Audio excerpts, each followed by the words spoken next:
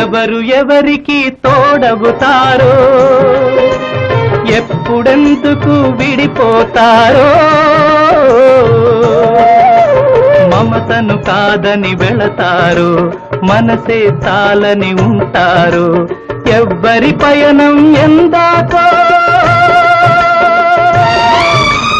అడగదు ఎవ్వరిని, బదులే దొరకదని.